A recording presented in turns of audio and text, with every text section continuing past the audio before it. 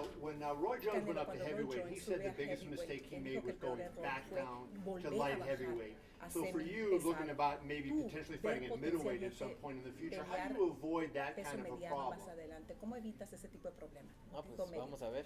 Well, Todavía no sé. let's see. I still don't know, Canelo and Pero Eddie tengo too. que but volver a I mi have peso otra to vez. go back to my weight again.